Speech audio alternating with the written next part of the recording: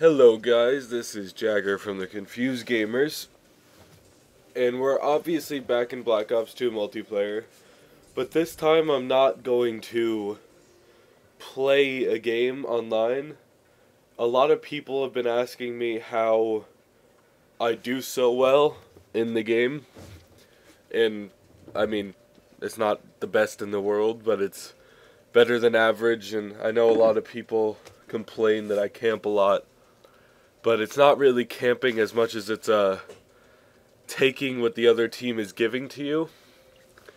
And for instance, when I'm sitting in raid and I'm in the exact same spot the entire game, it's because from the beginning their team played into where I was standing. So like in one of the examples in one of the highlight videos, I do 32 and 2. It was actually the first HD video we recorded on our Elgato. And the reason I did well wasn't because I camped the same spot.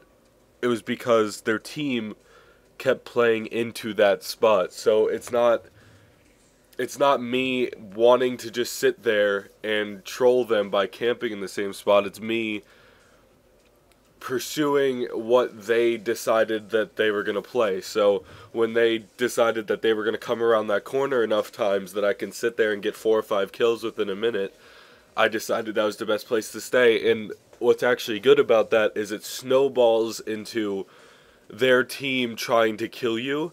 And if you're better than them, which most of the time I end up being, I know how to do situational awareness around that camping spot. So I'll give you an example here.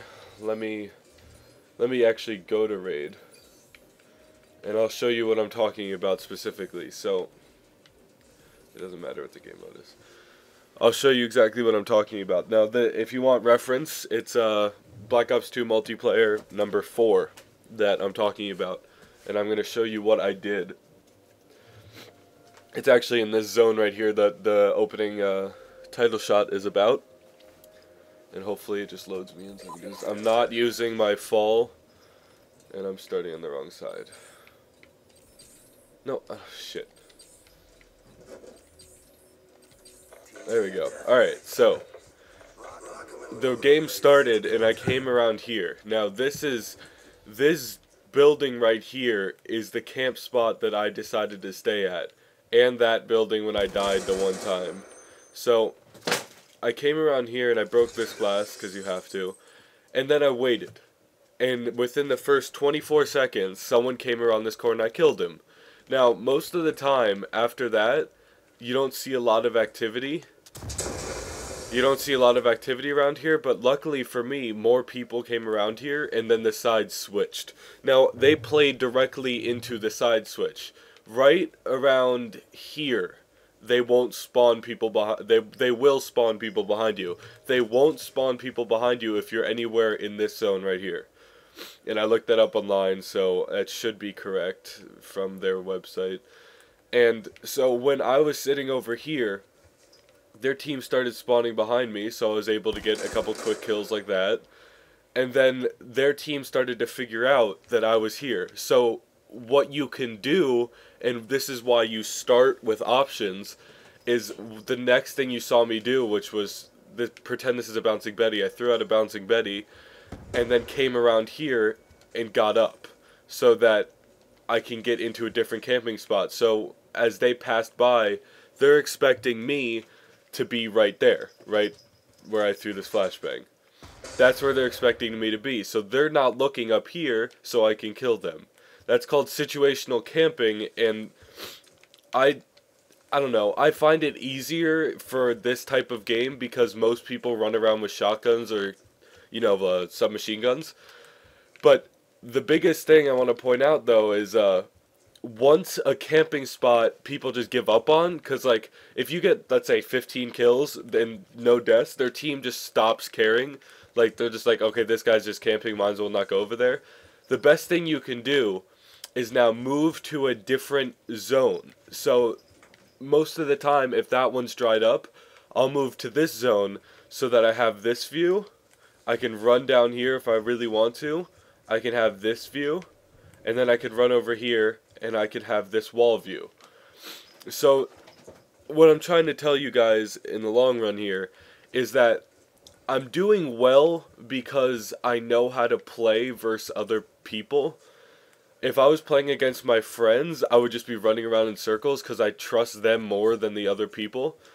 It also has to do with how your team reacts to the way you do well.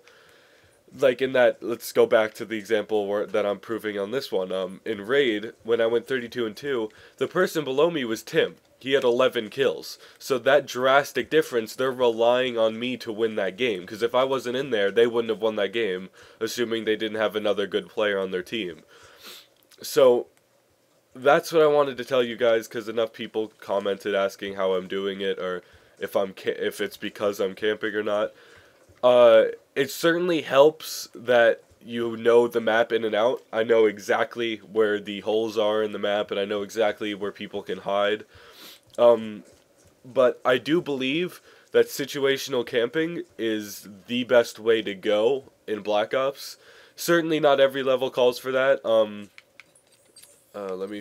I'll actually go to the map list and I'll show you guys which levels I situationally camp at. There's actually a couple levels I just sit there in the same fucking spot over and over again because people are retarded. But obviously my weapon of choice, and I'll show you my classes at the very end. So let's look at the map. So let's start with Yemen. Yemen is one of my least favorite maps. There's nothing wrong with it. It's a perfectly good map for people who are situationally good at stuff. But what I usually do is I take my Scorpion or Vector and I run around. And I'm not good at it, so I either do that or I sit in camp in one of the back buildings. Turbine is pretty much everyone's least favorite map that I've come across, because most people don't like doing it. It's obviously the sniping map. It's like the Wasteland from Modern Warfare 2. It's the sniping map in the game, other than Carrier, but Carrier is really easy to run around on. So in Turbine, what I usually do is I run around with my Silenced Fall, which is the weapon I usually use. And the reason I do that is because I can select fire to do semi-auto or fully auto, so close range or long range I have an advantage. Standoff is the map of assault rifles. It is considered the assault rifle map. It's kind of like whatever the village map was in Modern Warfare 2. I never played Modern Warfare 3 and I didn't like Black Ops, so I never talk about those maps. But it's considered the automatic map. You're not supposed to use like snipers and shit on it, but obviously good people can use snipers. Slums is the semi-auto map, as I like to call it, because most people use submachine guns. It's the submachine gun map of the game, and most people use submachine guns on it that I've found. Raid, obviously, I just talked about. It's it's close to Meltdown. It's my favorite map. Plaza is one of my least favorite maps. This is a free-for-all. You can use a shotgun successfully. You can use assault rifle successfully. You can use a sniper successfully. You can do anything on this map. So it's really the versatile level as well as Express. Express you can use everything on. Overflow, again, you can really use anything you want. Most people go with assault rifles and submachine guns just for that extra range in case you do need to do some long shots. Meltdown's my favorite map in the game. I use the fall combo again. And this map, most people use assault rifles on. That select group of people use snipers on. And some people I've seen use shotguns, but not usually. Hijacked is obviously the Nuketown of Black Ops 2. Express I went over. Drone is my least favorite map in the history of Call of Duty. I don't get it, and I've never done well on it. Carrier is a really fun map if you get into it. It's obviously a sniping battle, but most of the time I use my Silenced Fall, and I can do pretty well. Cargo is my second least favorite map. I haven't played it in a good 3 weeks, which makes me happy, and I'm not going to even talk about it. Aftermath is a good map. I like it. Honestly, I camp in this one in 3 different locations. They're all in the back. Not on the side you see in the picture here, on the other side where the other team spawns.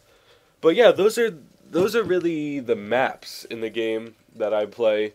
I like playing team deathmatch because I don't like objective-based games. I like just killing. But I'll show you guys my classes. So the first one that I learned with was the Type 25 with these 3 attachments, obviously with primary gunfire as your wild card. And obviously, I believe everyone in the game should use Bouncing Betties and Shock Charges, or you can use C4 because C4 is ridiculously good. I don't find the need for secondaries because most of the time if I have a secondary and I find a good gun, I pick it up anyway. So I mostly have 2 guns at all times. I use Quick Draw because I believe in this game that you need it. I believe in this game the first person to shoot wins the fight. It's not really about the guns. That's why I have the Type 25 because honestly its fire rate is ridiculous and it has good accuracy if you ever need to do a long shot. Silencer I think is needed in this game, and foregrip just gives me the extra accuracy. I really like the iron sights on the Type 25, so I don't even bother with any sight enhancement. This is the Scorpion, the fastest gun rate in the game. It has the most damage per shot and the fastest cycling rate, but it has little to no accuracy if you're trying to do some long shots. So most of the time I'm using the Vector, which I think is the best semi-auto in the game, but right now I'm just trying to level up the Scorpion. And the pistol, Cap 40, is fucking hysterical, so I use that all the time. My next thing, I haven't used this in a really long time because I don't want to bother trying to get suppressor for it. How far? Yeah, I'm fucking far away from suppressor, so I haven't bothered using it. This I use a lot on... Actually, I only use this on Hijacked, and it's actually the highlights video that's going to be posted is exactly that. It's highlights of me killing people with this shotgun. And this is the class I use the most. Now, I want to break down this class because my brother gave me this one, Jared. Except he doesn't use primary gunfighter. Select fire in this game is ridiculous. It is so helpful. I cannot express to you how good a fully automatic fall is. And especially with suppressors so people don't know where the fuck you are. And then if you add a reflex because their iron sights suck, it's just perfect. I just think this is the perfect weapon combo for this game. And I think I'm going to say my kill to death ratio speaks to that. Only because if you look here, I have a 3.08 with it. I think I do rather well with it, honestly. I do rather well with this, too. The Type 25, I have a lot more kills, though, because that's what I used up until I got the fall. Obviously, this is the other gun I use. These 3 guns are really the only ones I use consistently. I used this for a while. I love the Chickcom, whatever it's called, because it's hysterical when you have a laser sight on it. The Vector is my favorite submachine gun, but right now I'm using the Scorpion, obviously, to see what I can do with it. Although, my kill-to-death ratio with it sucks asshole. Okay, I don't know.